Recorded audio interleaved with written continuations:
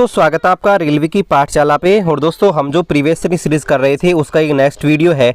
और दोस्तों आज के इस वीडियो में हम देखेंगे प्रॉपर्टी ऑफ मैटर यानी कि पदार्थ के गुण पर आपके रेलवे भर्ती बोर्ड में लेटेस्ट एग्जाम जो हुई थी उसमें आपके जो भी क्वेश्चन आए थे उनको हम देखेंगे। और दोस्तों कल मैं एक वीडियो नहीं डाल पाया था, उसका कारण ये है कि घर में थोड़ा सा काम चल रहा है, उसकी वजह से मुझे टाइम नहीं मिल पा रहा है। इसके अलावा आपको पता है जो PDF होती है उसकी टाइपिंग करनी होती है और PDF की टाइपिंग करने में बहुत सारा टाइम लगता है, हिंदी में टाइपिंग, इंग्लिश में टाइपिंग। इसलिए गाइज ये जो वीडियो है वो थोड़ा सा लेट आ रहा है। और आपको पता है गाइज 3 से 4 घंटे एक वीडियोस को बनाने में लग जाते हैं, PDF से लेकर आपके उसके रिकॉर्ड करना, उसके बाद में उसको डालना। और गाइज जब व्यूज़ नहीं आते हैं तो गाइज एक डिमोटिवेशन मिल जाता है। तो आपसे रिक्वेस्ट है गाइज आप वीडियोज़ को डेली देखा कीजिए और अपने दोस्तों के साथ शेयर कीजिए करिए। चलिए शुरू करते हैं आज के इस वीडियो को। छोटा सा रिक्वेस्ट है, चैनल पर नए हैं सब्सक्राइब कर दीजिएगा। पहला प्रश्न ये है कि आकार में बदलाव के कारण आपका कोई वस्तु है उसके द्वारा प्राप्त ऊर्जा को क्या कहा जाता है। मतलब आपकी कोई वस्तु है और उसमें अगर हमने उसके आकार में चेंज किया, मान लीजिए आपकी कोई स्प्रिंग है, स्प्रिंग का आकार हमने चेंज किया, इस स्प्रिंग को इधर से हमने पकड़ के खींचा तो होता क्या है कि इसका आकार बदलता है। इसके अलावा मान लीजिए आपके पास कोई रबर है या इरेजर है, ठीक है, तो इरेजर को या रबर को आप दोनों तरफ से पकड़ खींचोगे तो उसका आकार बदलता है। तो आपसे पूछा है कि किसी वस्तु का आकार में जब बदलाव किया जाता है तो उसके द्वारा कौन सी ऊर्जा उसमें स्टोर हो जाती है। तो ध्यान रखना है उसके अंदर होती है स्थितिज ऊर्जा, लेकिन आपको ध्यान रखना है कि यहाँ पर स्थितिज ऊर्जा में देखिए दो चीज़ दी गई हैं। तो आपका आंसर आ जाएगा प्रत्यास्थ स्थितिज ऊर्जा। प्रत्यास्थ का मतलब क्या होता है? प्रत्यास्थ का मतलब होता है किसी वस्तु के द्वारा अपनी आकृति में जब बल लगाकर आपका परिवर्तन किया जाता है और वापस उसी बल को उठा लिया जाता है तो वस्तु अपनी पूर्व अवस्था में आ जाती है, मतलब अपने आकार में परिवर्तन का विरोध करती है। इस गुण को हम बोलते हैं इसकी प्रत्यास्थ इलास्टिसिटी। तो गाइज ये जो आपका जो गुण होता है, प्रॉपर्टी होता है, उसे हम बोलते हैं प्रत्यास्थ स्थितिज ऊर्जा, इलास्टिक पोटेंशियल एनर्जी। चलिए अगला प्रश्न आपसे पूछा है कि यदि हम एक कोयल स्प्रिंग होती है उसको कंप्रेस करते हैं, मतलब उसको दोनों तरफ से आप कंप्रेस करते हो, तो उसमें कौन सी ऊर्जा आपके जो आपके प्रत्यास्थ स्थितिज ऊर्जा होती है उसका मान कितना होता है। तो देखिए आपकी ये कोयल स्प्रिंग होती है, ठीक है, अगर आप इसको कंप्रेस करेंगे, इधर से फोर्स लगाएंगे, इधर से फोर्स लगाएंगे, तो सीधी सी बात है उसमें जो स्थितिज ऊर्जा होती है वो आपके स्टोर रहेगी, मतलब स्थितिज ऊर्जा का मान क्या होगा, बढ़ेगा। आपका ऑप्शन नंबर 3 इसका राइट आंसर आ जाएगा। अगला प्रश्न है कि CGS पद्धति में विकृति की इकाई क्या होती है। यानी कि आपका CGS पद्धति होती है उसमें आपकी विकृति होती है ना। अब विकृति का मतलब डिस्टॉर्शन। अब देखिए विकृति मैं आपको पहले बता दूं विकृति होता क्या है। देखिए आपके पदार्थ का एक गुण होता है जिसे हम बोलते हैं इलास्टिसिटी, ठीक है।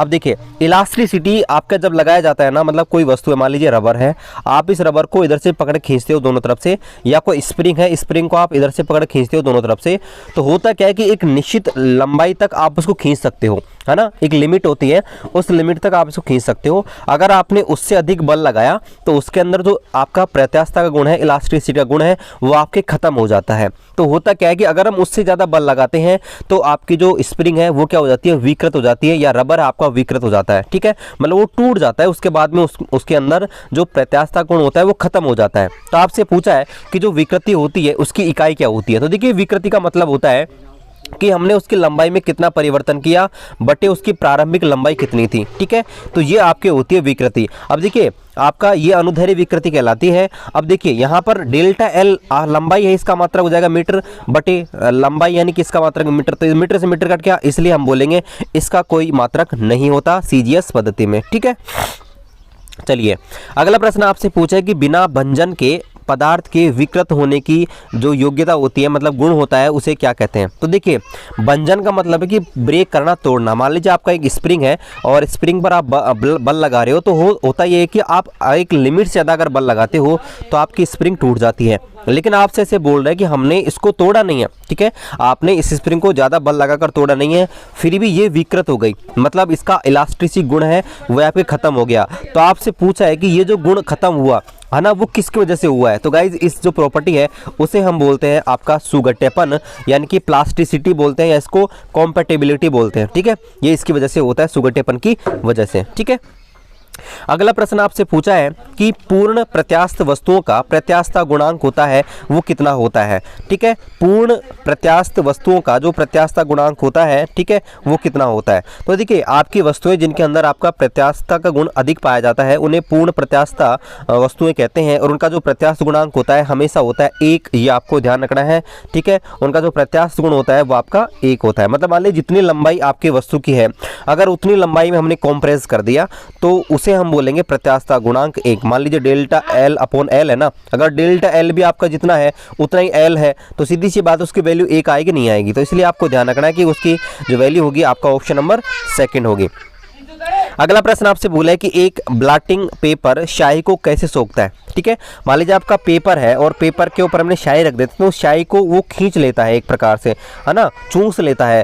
तो आपसे पूछा कि ये जो प्रक्रिया होती है वो किसकी वजह से होता है। ठीक है, तो आपके लिए मैं आपको बता दूं कि आपका एक प्रोसेस होती है जिससे हम बोलते हैं केशिकत्व यानी कि कैपिलरिटी। इसमें क्या होता है कि आपका जो पानी होता है ना, पानी या द्रव जो होता है वो आपके ऊपर की ओर गति करता है। मतलब आपका कोई द्रव होता है उसका केस नली की सहायता से ऊपर की ओर गति करना आपका केशिकत्व कहलाता है, कैपिलरिटी कहलाता है।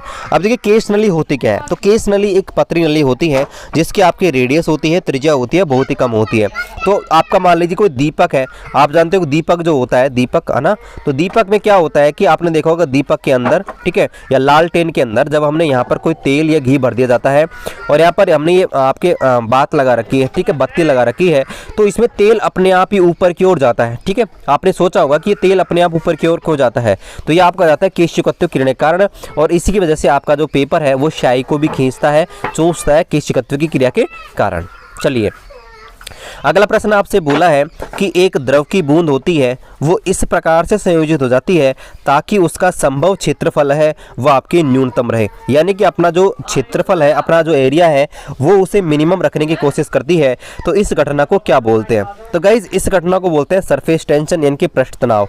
पृष्ठ तनाव का मतलब होता है कि आपका कोई भी आपका पदार्थ होता है, ठीक है, तो जब किसी पदार्थ आपका जो लिक्विड होता है ना, जब किसी लिक्विड को, किसी द्रव को किसी पदार्थ में डाला जाता है तो होता यह है कि वो अपना जो क्षेत्रफल है, ठीक है, अपना जो क्षेत्रफल है, सरफेस क्षेत्रफल, वो अपना मिनिमम रखने की कोशिश करता है। इस घटना को आपका बोलते हैं पृष्ठ तनाव, ठीक है, सरफेस टेंशन। अगला प्रश्न है कि आपके जल की गिरती हुई बूंद किस गुणधर्म के कारण गोलाकार दिखाई देती है। आपने देखा होगा कि वर्षा की जो बूंद होती है वो आपके जब गिरती है तो वो आपके गोल होती है, ठीक है, कैसी होती है, गोल होती है। वो किसकी वजह से? क्योंकि आपके सरफेस टेंशन की वजह से आपके जो बूंदें होती हैं वो आपके अपना जो सरफेस क्षेत्रफल है उसको मिनिमम रखना चाहती है, इसलिए आपके पृष्ठीय तनाव के कारण आपकी जो बूंद है वर्षा की आपको गोल दिखाई देती है, ठीक है, और गोल ही होती है। अगला प्रश्न आपसे पूछा है कि एक आदर्श तरल पदार्थ में क्या होता है। ठीक है, एक आदर्श तरल पदार्थ होता है ना, ध्यान रखना है कि उसके अंदर आपके जो देखिए घर्षण रहित होती है, पहली बात तो उसके अंदर कोई घर्षण नहीं होता। इसके अलावा वो क्या होता है? असंपीड्य होता है। क्या होता है? असंपीड्य होता है, मतलब उसमें संपीड्यता का गुण नहीं होता। ठीक है, आपका एक आदर्श, आपका जो आइडल फ्लूइड होता है, आइडल लिक्विड होता है, उसके अंदर आपका घर्षण रहित होता है और असंपीड्य होता है। अगला प्रश्न आपसे बोला गया है, बड़ा आसान सा प्रश्न है और बड़ा इंटरेस्टिंग प्रश्न है कि जब एक पानी से भरा हुआ बीकर है उसमें हमने एक तो कॉर्क डाल दिया, कॉर्क मान सकते हैं आप रबर, ठीक है, एक तो हमने रबर डाल दिया और एक हमने लोहे की कील डाल दी, ठीक है। तो होता है कि लोहे की कील तो डूब जाती है लेकिन जो कॉर्क रहता है वो तैरता रहता है। ऐसा क्यों? तो ऐसा इसलिए होता है, मैंने आपको एक चीज़, एक कॉन्सेप्ट आज आपको बता दूं, उसको आप याद रखना। देखिए आपकी जो वस्तुएं भारी होती है ना वो हमेशा डूबती हैं, ठीक है, एक कॉन्सेप्ट याद रख लो, जो वस्तुएं भारी होती हैं, भारी का मतलब जिनका घनत्व ज़्यादा होता है, वे वस्तुएं हमेशा पानी के अंदर डूबती हैं, ठीक है। और ऐसी वस्तुएं जिनका घनत्व कम होता है, मतलब जो वस्तुएं हल्की होती हैं, ठीक है, लाइट वेट होती हैं, वो आपके हमेशा, ठीक है, क्या होते हैं, आपके तैरती है सतह के ऊपर। ये आपको नियम ध्यान रखना है। तो देखिए आपके लोहे की कील इसलिए डूब जाती है क्योंकि इसकी डेंसिटी होती है, इसका घनत्व होता है वो आपका ज़्यादा होता है। तो आपको ध्यान रखना है। आपका ऑप्शन नंबर, आपका जो ऑप्शन नंबर देखते हैं तो ऑप्शन नंबर आपका सेकंड है वो इसका राइट आंसर आ जाएगा कि कील का घनत्व होता है वो पानी के घनत्व से ज़्यादा होता है, इसलिए आपकी कील होती है पानी में डूब जाती है। अगला प्रश्न आपसे पूछा है कि उत्प्लावकता का सिद्धांत के आधार पर जहाज पानी में तैरते हैं, ये सिद्धांत किसने दिया था। अब दोस्तों यहाँ पर देखिए उत्प्लावकता का सिद्धांत क्या था? उत्प्लावन का सिद्धांत ये बोलता है कि अगर हम किसी वस्तु को पानी के अंदर डालते हैं ना, मान लीजिए कोई वस्तु है उसको हम पानी के अंदर डालते हैं, ठीक है, तो होता ये है कि वो वस्तु आपके जो पानी होता है वो उस वस्तु के ऊपर एक बल लगाता है ऊपर की ओर, और इसे हम बोलते हैं उत्प्लावन बल, ठीक है। जब किसी वस्तु को हम पानी के अंदर डालते हैं तो पानी या द्रव जो है उस वस्तुओं को ऊपर की ओर धकेलने का प्रयास करता है, इसे हम बोलते हैं उत्प्लावन बल यानी कि बुयोंसी फोर्स। इसको आपके आर्किमिडीज ने दिया था।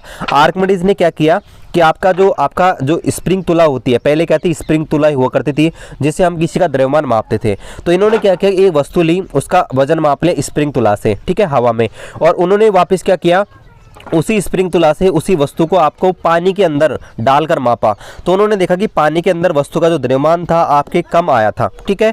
तो ये आपके आर्किमिडीज का सिद्धांत कहलाता है। ऑप्शन नंबर 4 है इसका राइट आंसर आ जाएगा।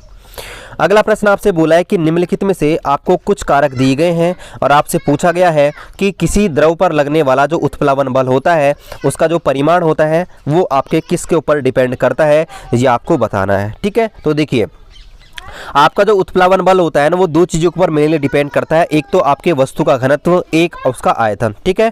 घनत्व, अगर वस्तु का घनत्व ज्यादा है ना तो वस्तु डूब जाएगी, और घनत्व अगर कम है तो वस्तु आपकी तैरती रहेगी, ठीक है। तो ये आपका ऑप्शन नंबर 3 है, इसका राइट आंसर आ जाएगा।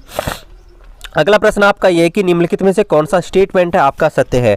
और दोस्तों ये आपको मैंने करवा दिया था, ठीक है, आपको बताया था कि यदि उत्प्लावन बल और आपका गुरुत्वीय बल दोनों लगते हैं, ठीक है, उत्प्लावन बल वस्तुओं को ऊपर की ओर, आपका जो आपके वस्तु पानी में रहती है उनको ऊपर की ओर धकेलता है, और ग्रेविटी बल उसको नीचे की ओर। तो अगर आपका उत्प्लावन बल का मान ज़्यादा है तो वस्तु आपके तैरती है, और अगर ग्रेविटी बल का मान ज़्यादा है तो वस्तु क्या होती है, आपके डूब जाती है, ठीक है। तो आपको बताना है कौन सा स्टेटमेंट गलत है। पहला पढ़ते हैं, यदि उत्प्लावन बल वस्तु के भार से अधिक है तो वस्तु तैरती है, बिल्कुल सही है। दूसरा, यदि उत्प्लावन बल वस्तु के भार से कम है तो वस्तु डूब जाती है। उत्प्लावन बल वस्तु के भार से कम है तो वस्तु डूब जाती है, बिल्कुल सही। दूसरा भी। तीसरा, यदि उत्प्लावन बल वस्तु के भार से कम है, ठीक है, तो वस्तु तैरती है, ये आपका स्टेटमेंट गलत है। ऑप्शन नंबर 3 इसका राइट आंसर आ जाएगा। अगला प्रश्न आपसे बोला है कि उत्प्लावन जो बल होता है उसका केंद्र आपका कहाँ होता है। अब देखिए, उत्प्लावन बल, पहली बात तो बात करते हैं उत्प्लावन बल होता है ना वो आपका होता क्या है। देखिए, उत्प्लावन बल का मतलब होता है कि आपका ये आपने कोई पदार्थ है ना, उसके अंदर लिक्विड भर रखा है और आपका ये कोई पदार्थ उसके अंदर डाल रखा है, ठीक है। तो होता क्या है कि आपका एक द्रव है ना, इसके ऊपर एक बल लगता है ऊपर की ओर, ठीक है, जो इस वस्तु को पानी में डूबने से बचाता है, ऊपर की ओर बल लगाता है, इसे हम बोलते हैं उत्प्लावन बल। तो उत्प्लावन बल का सेंट्रल आपसे पूछा कि कहाँ पर होता है, केंद्र बिंदु, ठीक है। तो ये आपके होता है जो आपके विस्थापित द्रव होता है ना उसके आयतन के केंद्रक जो होता है उसके समानुपाती होता है। मतलब जहां पे आपका जो द्रव है उसके आयतन का केंद्र होता है ना उसी के संपाती आपके ये होता है। अगला प्रश्न आपसे पूछा है कि कोई वस्तु पानी में डूबती है या तैरती है, ये सिद्धांत किसने दिया था। किसके सिद्धांत पर हम ये पता लगा सकते हैं कि कोई वस्तु पानी में तैरेगी या डूबेगी। तो आपको बताया था मैंने, आर्किमिडीज का सिद्धांत था। आर्किमिडीज ने सिद्धांत दिया था कि अगर कोई वस्तु है उसका जो आपका गुरुत्वीय बल, आपका जो किसी लिक्विड पर लगने वाला गुरुत्वीय बल उस पर लगने वाले उत्प्लावन बल से अधिक होती है तो वस्तु डूबती है, और लगने वाला जो आपका गुरुत्वीय बल है वो आपके उत्प्लावन बल से क्या है, आपका कम है, तो वस्तु क्या होगी, तैरेगी, ठीक है। तो आपको ये चीज ध्यान रखनी, आर्किमिडीज का सिद्धांत कहलाता है। ये देखते हैं अगला प्रश्न। अगला प्रश्न ये कि पानी के द्वारा ऊपर की ओर लगाया गया बल क्या कहलाता है।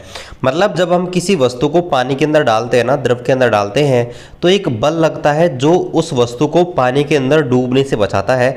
मतलब ऊपर की ओर एक बल लगता है। तो आपसे पूछा कि उस बल का नाम क्या है, तो उस बल को बोलते हैं उत्प्लावन बल, यानी कि आपका बुयोंसी फोर्स। चलिए, अगला प्रश्न ये है कि जहाजों की गति में वृद्धि किस पर आधारित है, ठीक है। अब देखिए होता क्या है, यहाँ पर देखिए मैं आपको ये जो एग्जांपल है ना इसको आपको बेसिक तरीके से बता दूँ।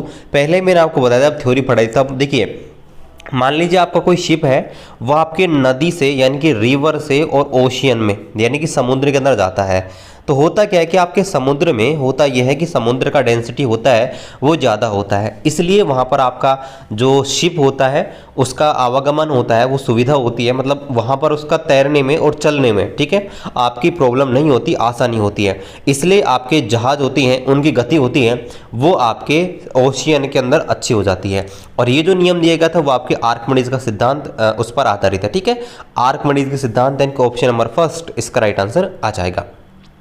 अगला प्रश्न है कि ऊपरी प्रणोद तथा भार किस दिशा में लगते हैं। देखिए भार क्या होता है, भार होता है W बराबर mg, यानी कि गुरुत्वाकर्षण के गुरुत्वीय बल के कारण वो गुरुत्वाकर्षण के कारण लगने वाला जो बल होता है उसे हम बोलते हैं आपका भार, W बराबर mg। तो आपका गुरुत्वाकर्षण होता है ना, ये लगता है नीचे की ओर, ठीक है। मान लीजिए कोई वस्तु है, वो अगर ऐसे है तो उस वस्तु के नीचे की ओर लगता है आपका ग्रेविटेशनल फोर्स, ठीक है, और वो आपका भार के बराबर होता है, ठीक है।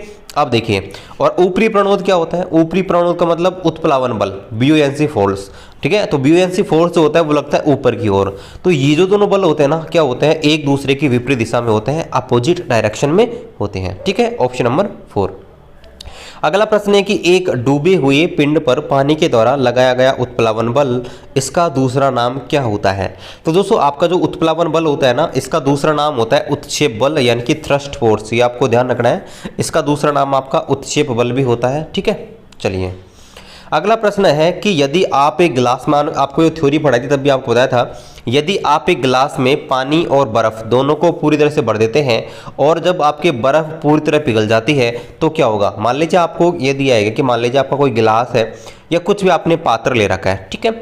मान लीजिए उसमें आपने आधी बर्फ भर दी और आधा पानी भर दिया और उसका जो वाटर लेवल है वो यहाँ पर है। अगर वो बर्फ़ पूरी तरह से पिघल जाती है पानी के अंदर, तो अब आपसे पूछा कि जो वाटर लेवल है उस पर क्या प्रभाव पड़ेगा। तो गाइस ध्यान रखना है, उसके वाटर लेवल पर बर्फ़ पिघलने के बाद कोई चेंज नहीं होता, मतलब वाटर लेवल होता है वो आपका सेम रहता है, पहले के जैसा ही रहता है। तो ऑप्शन नंबर 3 है वो आपका राइट आंसर आ जाएगा कि पूर्ववत रहेगा, मतलब जो पहले जैसा था ना वैसा ही रहेगा, मतलब पहले के जैसा सेम रहेगा, कोई चेंज उसमें नहीं होगा।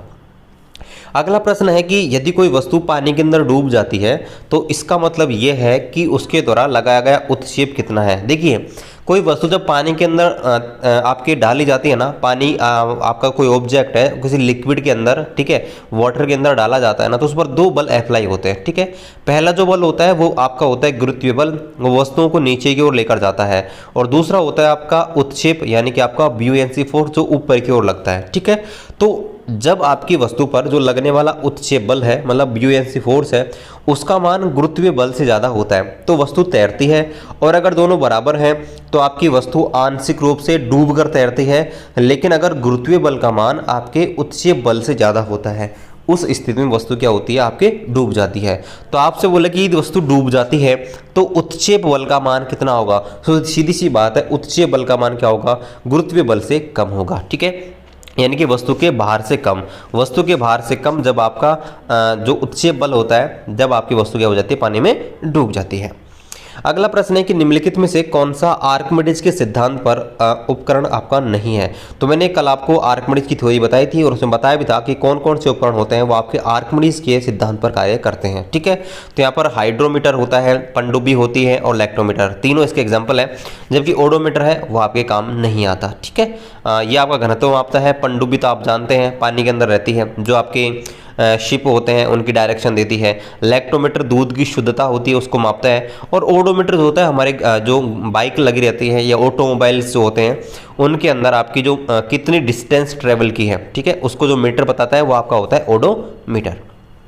अगला प्रश्न ये है कि उत्प्लावन बल का परिमाण होता है वो किस पर डिपेंड करता है। तो उत्प्लावन बल होता है ना, उत्प्लावन बल, अब देखिए आपका जो उत्प्लावन बल है ना मेनली आपका डेंसिटी पर डिपेंड करता है कि भाई आपका उसका डेंसर है या डेंसर माध्यम कैसा कितना है, ठीक है। अब देखिए मैं आपको एक चीज़ पहले ही बता चुका हूँ कि हल्की वस्तु होती है ना हमेशा पानी के ऊपर या द्रव के ऊपर तैरती हैं, लेकिन जो वस्तु भारी है वो हमेशा डूब जाती है।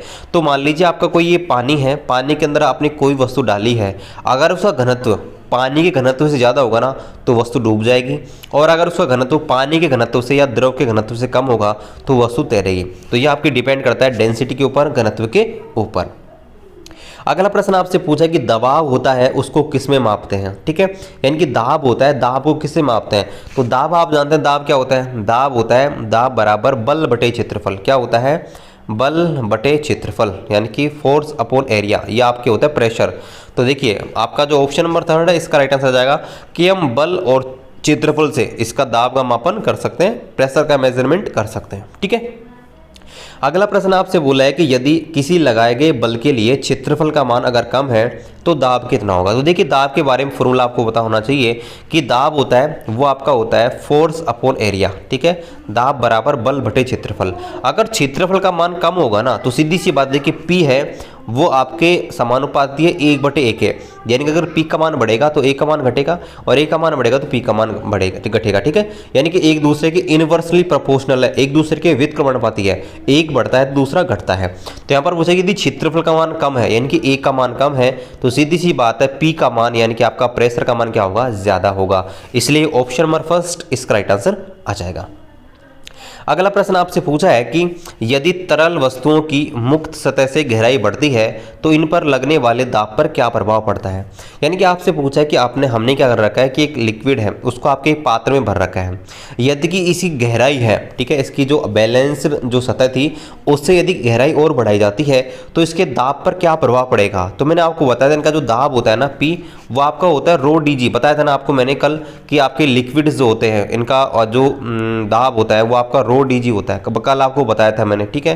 तो यहाँ पर देखिए अगर आपका वो रो डी जी नहीं आपका जो प्रेशर होता है वो एच डी जी होता है, क्या होता है एच डी जी, ठीक है, एच डी जी। तो सीधी सी बात है देखिए एच होती है गहराई यानी कि हाइट या गहराई बोल सकते हैं, डी आपका डेंसिटी होता है और जी होता है ग्रेविटी। तो आपसे पूछे कि यदि इसकी गहराई बढ़ती है मतलब एच का मान बढ़ता है तो सीधी सी बात है दाब पर क्या प्रभाव पड़ेगा, दाब क्या होगा, बढ़ेगा, यानी कि प्रेशर क्या होगा, इंक्रीज होगा, क्योंकि पी समानुपाती एच है, सीधा सा है, इसलिए आपका क्या होगा, बढ़ेगा। ऑप्शन नंबर फर्स्ट, ठीक है। अगला प्रश्न है कि किसमें वृद्धि करने से दाब में कमी आती है। तो देखिए अभी मैंने आपको दाब के बारे में बताया था, दाब बराबर होता है एफ अपॉन ए, यानी कि दाब बराबर बल बटे क्षेत्रफल, ठीक है। तो किसमें वृद्धि करें कि दाब में कमी आए, तो सीधी सी बात है पी आपका 1/f है, ठीक है, मतलब क्षेत्रफल के व्युत्क्रमानुपाती होता है। तो क्षेत्रफल अगर बढ़ाएंगे तो सीधी सी बात है आपका दाब आपका कम होगा, ठीक है, क्षेत्रफल बढ़ाएंगे तो दाब क्या होगा, कम होगा, इसलिए ऑप्शन नंबर सेकंड है इसका राइट आंसर आ जाएगा। अगला प्रश्न है कि थ्रस्ट प्रति इकाई क्षेत्र को क्या कहा जाता है। थ्रस्ट का मतलब है कि एक प्रकार से बल ही होता है, यानी कि एकांक क्षेत्रफल पर लगने वाला बल। तो एकांक क्षेत्रफल पर लगने वाला बल होता है आपका प्रेशर यानी कि दाब। Option number second. अगला प्रश्न आपसे पूछा है कि ऊंचाई पर उड़ते हुए विमान के केबिन के अंदर का दाब कैसा होता है। यानी कि मान लीजिए आपका कोई विमान है, ठीक है, आपकी कोई फ्लाइट है वो आपके उड़ रही है, तो उस स्थिति में होता क्या है, एक तो आपका जो एरोप्लेन होता है उसके अंदर का प्रेशर, ठीक है, और इसके अलावा आपका जो बाहर का एटमॉस्फेयर है उन दोनों में बहुत ज़्यादा डिफरेंट होता है, ठीक है। तो आपसे ये पूछा है कि आपका जब आपका एक निश्चित ऊंचाई पर आपका जो एरोप्लेन है वो उड़ रहा है तो उस स्थिति में आपके अंदर का एरोप्लेन के अंदर का जो प्रेशर है वो कैसा होगा। तो गाइस आपको ध्यान रखना है कि अंदर का जो प्रेशर होता है वो आपके बाहर के यानी कि आपका जो बाहर का जो प्रेशर होगा उससे क्या होता है, आपका ज़्यादा होता है, ठीक है।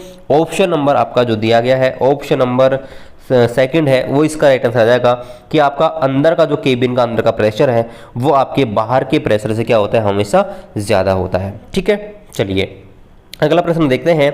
अगला प्रश्न ये है कि एक निश्चित तापमान पर वायु का दाब किसके अनुपाती होता है। तो देखिए वायु का दाब होता है ना, आपको मैंने बताया था कि वायु का जो दाब होता है ना, दाब जो दबाव होता है उसको हम डेंसिटी से भी समझ सकते हैं, क्योंकि देखिए आपका जो वायु दाब है, ठीक है, वायु का दाब वो आपके डेंसिटी पर भी डिपेंड करता है एक प्रकार से। जैसे द्रव की अगर हम बात करते हैं, द्रव के बारे में बताया था कि जो डेंसिटी आपका जो प्रेशर होता है, ठीक है, वो किसके बराबर होता है, आपका होता है एच डी जी के। तो आप इसके डेंसिटी के समानुपाती होता है और आपका ग्रेविटी के और हाइट के। तो देखिए हमको ऑप्शन में क्या दिया है, वेग, दूरी, आयतन और घनत्व। तो यहाँ पर जो घनत्व है डेंसिटी, इसका राइट आंसर जाएगा ऑप्शन नंबर फर्स्ट। अगला प्रश्न है कि पानी का जो घनत्व होता है उसकी वैल्यू कितनी होती है। तो आपको ध्यान रखना कि पानी का जो घनत्व होता है वो आपके 1000, ठीक है, 1000 हम ml के हिसाब से काउंट करते हैं, 1000 किलो के हिसाब से। तो यहाँ पर ऑप्शन ऑफ फर्स्ट है ना वो इसका राइट आंसर आ जाएगा कि 1000 किलो, ठीक है, बटे मीटर क्यूब, ठीक है, इसलिए 1000 वाला जो ऑप्शन है वो आपका राइट आंसर आ जाएगा ऑप्शन नंबर फर्स्ट। अगला प्रश्न है कि मास पर यूनिट वॉल्यूम किसको क्या कहा जाता है। मास पर यूनिट वॉल्यूम यानी कि आपका देखिए, यानी कि आपसे पूछे कि मास बटे वॉल्यूम यानी कि आपका द्रव्यमान बटे आयतन। तो द्रव्यमान बटे आयतन होता है ना वो आपका कहलाता है घनत्व। यानी कि आपका डेंसिटी होता है ना, डेंसिटी वो आपका होता है m/v। तो ये आपसे पूछा है कि आपका मास पर यूनिट, ठीक है, मास पर यूनिट यानी कि द्रव्यमान बटे आयतन, वो आपका कहलाता है डेंसिटी यानी कि घनत्व। Option number 3। अगला प्रश्न आपसे पूछा है कि किसके कारण बादल होते हैं वो आसमान में तैरते हैं। और कल भी मैंने आपको जो बोर्ड पे ये चीज़ बताई थी, तब आपको बताया था कि कोई चीज़ हल्की होती है ना वो आपके तैरती है, बताया था ना मैंने आपको, ठीक है। तो यहाँ पर डेंसिटी आपका जब कम होता है यानी घनत्व होता है जो कम होता है, इस वजह से हमको जो आसमान में बादल होते हैं वो आपके तैरते हुए दिखाई देते हैं। Option number 3। अगला प्रश्न है, देखिए सेम ऐसा प्रश्न है कि बर्फ वो पानी के अंदर क्यों तैरती है ना, आपसे पूछा है। तो मैंने आपको बताया था कि जो भी चीज़ हल्की होती है, मतलब जिनका घनत्व होता है ना, कम होता है दूसरे द्रव की तुलना में, वो आपके द्रव पर तैरती हैं। अब देखिए बर्फ पानी पर इसलिए तैरते हैं क्योंकि बर्फ का जो घनत्व होता है ना वो पानी से क्या होता है, कम होता है। ऑप्शन नंबर 2 है इसका राइट आंसर आ जाएगा। अगला प्रश्न है कि किस तापमान पर पानी का घनत्व होता है वो आपका सबसे ज़्यादा होता है। बड़ा इंपॉर्टेंट क्वेश्चन है, बहुत बारी क्वेश्चन है, आपका रिपीट होता है। देखिए तो आपको ध्यान रखना है 4 डिग्री सेल्सियस पर आपका जो पानी है उसका जो डेंसिटी होता है वो आपका मैक्सिमम होता है, ये आपको ध्यान रखना है, ठीक है। 4 डिग्री सेल्सियस पर आपका जो घनत्व होता है वो आपका मैक्सिमम होता है। और आपका एक प्रश्न उल्टा भी पूछ ले जाता है। देखिए आपका जो घनत्व होता है ना, डेंसिटी, घनत्व बराबर होता है द्रव्यमान बटे आयतन। क्या होता है, द्रव्यमान बटे आयतन।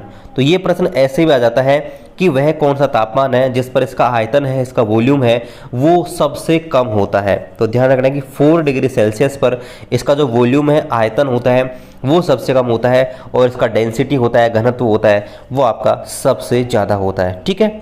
अब यहाँ पर कुछ न्यूमेरिकल है, उनको हम देख लेते हैं। बड़े सिंपल से न्यूमेरिकल है वैसे तो। देखिए आपको दिया है कि चांदी का जो आपेक्षिक घनत्व है वो आपका 10.8 है, ठीक है। और पानी का घनत्व आपको दे रखा है, वो आपको दिया है 10 की पावर 3 किलोग्राम पर मीटर क्यूब है। तो चांदी का घनत्व आपसे ज्ञात करवा रहा है। देखिए अब देखिए आपेक्षिक घनत्व क्या होता है, मतलब रिलेटिव डेंसिटी के बारे में आपको कल बताया था कि रिलेटिव डेंसिटी जो होती है ना, RD, वो क्या होती है कि यहाँ हम लेते हैं वाटर की डेंसिटी, ठीक है। किसकी लेते हैं, वाटर की डेंसिटी। और यहाँ हम लेते हैं दिया गया जो भी आपको मटेरियल है उसकी डेंसिटी। तो देखिए यहाँ पर आपेक्षिक घनत्व कितना दिया है आपको, 10.8। तो 10.8 बराबर नीचे लेना है पानी का। पानी का कितना दिया है, 10 की पावर 3। और यहाँ पर देखिए चांदी का ज्ञात करना है, मतलब सिल्वर का, तो ये मैंने लिख दिया सिल्वर। इसको क्रॉस मल्टीप्लाई करते हैं तो यहाँ पर देखिए ये 10 की पावर 3 है, इससे गुणा होगा 10.8 से। तो 10.8 इनटू 10 की पावर 3, ठीक है, और किलोग्राम पर मीटर क्यूब, ठीक है। ये इसका राइट आंसर आ जाएगा।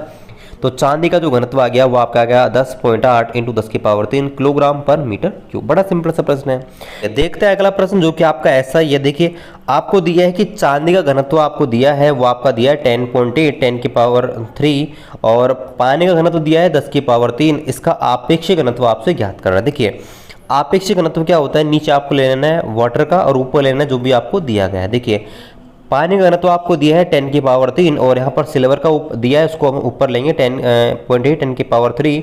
तो 10 की पावर 3 से 10 की पावर 3 कट जाएगा और आंसर आ जाएगा 10.8। क्या आ जाएगा, 10.8, और इसकी कोई यूनिट नहीं होती। अगला प्रश्न आपसे पूछा है कि निम्न में से किसका घनत्व होता है वो जल के घनत्व से अधिक होता है। तो देखिए आपको एक चीज़ याद रखनी है कि जिसका घनत्व ज़्यादा होगा ना वो पानी के अंदर डूब जाएगा। बस आपको इतनी चीज़ याद रखनी है कि जिसका घनत्व ज़्यादा होता है ना वो आपके पानी के अंदर डूब जाता है। तो यहाँ पर देखिए कॉर्क, बर्फ, लोहे की कील और थर्मोकोल, इनमें से कौन सा डूबेगा। तो आप जानते हैं कि लोहे की कील होती है ना वो पानी के अंदर डूब जाती है। तो सीधी सी बात है इसका घनत्व क्या होगा, जल से ज़्यादा होगा। ऑप्शन नंबर 3 है इसका राइट आंसर आ जाएगा। अगला प्रश्न यह है कि सापेक्षिक घनत्व होता है वो किसके बराबर होता है, मतलब रिलेटिव डेंसिटी होती है वो कैसे निकालते हैं। तो अभी थोड़ी देर पहले आपको बताया था कि नीचे हम लेते हैं बेस में, वो लेते हैं आपका वाटर की डेंसिटी, और ऊपर लेते हैं जो भी आपको दिया गया पदार्थ है उसकी डेंसिटी। यानी कि आपका ऑप्शन नंबर 2 है इसका राइट आंसर आ जाएगा कि आपका पदार्थ का घनत्व बटे पानी का घनत्व है, इसका राइट आंसर आ जाएगा। अगला प्रश्न है कि कणों की अधिकतम गतिज ऊर्जा किसमें होती है। तो मैंने आपको पहले ही बताया था कि ये जो क्वेश्चन है बहुत बार रिपीट हो चुका है। तो होता है कि ठोस में जो आपके होते हैं कण बिल्कुल पास पास होते हैं सॉलिड के अंदर, ठीक है, लेकिन आपके गैस होते हैं उनमें थोड़े और दूर दूर होते हैं, ठीक है। लेकिन आपके जो आपका जो लिक्विड होते हैं उनमें, लेकिन गैस में बहुत दूर दूर होते हैं।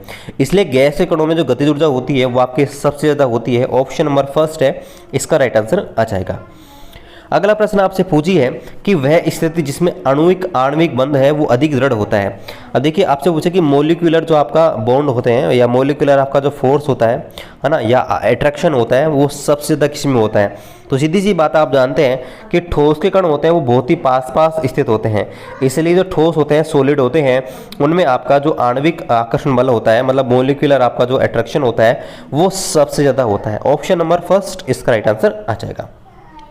अगला प्रश्न आपसे दिया है कि गैस का अणुगति सिद्धांत के अनुसार परम शून्य की प्राप्ति कब हो सकती है। मतलब अणुगति सिद्धांत के अनुसार आपका शून्य ताप बोला जाता है कि आपके गैस होते हैं उनका शून्य ताप, तो शून्य ताप जो होता है उसको हम कैसे प्राप्त कर सकते हैं। ठीक है, तो देखिए परम शून्य ताप हम तभी प्राप्त कर सकते हैं जब आपका जो गतिज ऊर्जा है वो आपकी जीरो हो, मतलब आपके जो कण हैं उनमें आपका कोई भी किसी प्रकार का गमन नहीं हो। ठीक है, ये आपको ध्यान रखना है। और अणुगति सिद्धांत है, इसके बारे में थोड़ा सा आपको बताऊं तो अणुगति सिद्धांत है वो आपका ये कहता है कि आपका कोई भी एक गैस के अणु होते हैं वो बहुत सारे छोटे छोटे कणों से मिलकर बने होते हैं, है ना, जिनका आकार आपका बराबर होता है। वे आपके यादृच्छिक दिशाओं में, रैंडम दिशाओं में आपके चक्कर लगाते रहते हैं। इनमें किसी प्रकार का आकर्षण या प्रतिकर्षण नहीं पाया जाता है। ठीक है, और ये आपका अणुगति सिद्धांत है, इसको हम डिटेल में आपके केमिस्ट्री में पढ़ेंगे।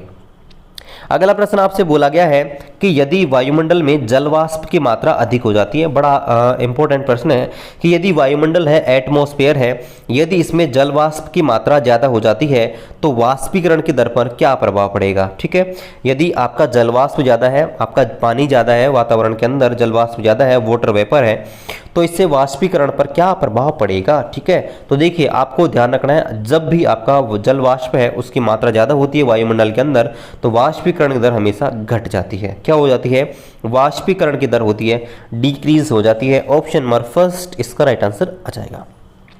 अगला प्रश्न है कि ठोस के पिघलने के दौरान इनका तापमान पर क्या प्रभाव पड़ता है। मतलब कोई वस्तु ठोस है, अगर वो ठोस से पिघल रही है द्रव अवस्था में तो उस समय उसके टेम्परेचर पर क्या प्रभाव पड़ेगा। जैसे आपकी बर्फ होती है, बर्फ आपके ठोस अवस्था में होती है, वो आपके कन्वर्ट होकर आपके द्रव अवस्था में आ जाती है, तो आपसे पूछा कि इस स्थिति में उसके टेम्परेचर पर क्या प्रभाव पड़ेगा। तो बड़ा ही इंपॉर्टेंट प्रश्न है और बड़ा सिंपल सा प्रश्न है कि आपका कोई चेंज नहीं होता, कोई परिवर्तन नहीं होता है। मतलब वो आपका जो ऑप्शन नंबर 4 है ना, इसका राइट आंसर आ जाएगा नो चेंज, मतलब कुछ भी चेंज नहीं होता आपके टेम्परेचर के अंदर। तो गाइज ये था हमारा आज का वीडियो, आशा करते हैं आपको पसंद आया होगा। और गाइज कल हम पढ़ेंगे फ्रिक्शन यानी कि घर्षण के बारे में, और घर्षण क्या होता है, घर्षण से क्या बेनिफिट होते हैं, घर्षण से क्या नुकसान होते हैं, और इसके बारे में पूरी डिटेल है वो हम पढ़ेंगे। और गाइज आपसे रिक्वेस्ट है चैनल पर नए सब्सक्राइब कर दीजिएगा और वीडियोस को आप डेली रेगुलरली देखिएगा। कोई भी डाउट है आप मेरे को कमेंट कर सकते हैं, सजेशन दे सकते हैं। चलिए मिलते हैं आपसे अगले वीडियो में, तब तक जय हिंद जय भारत।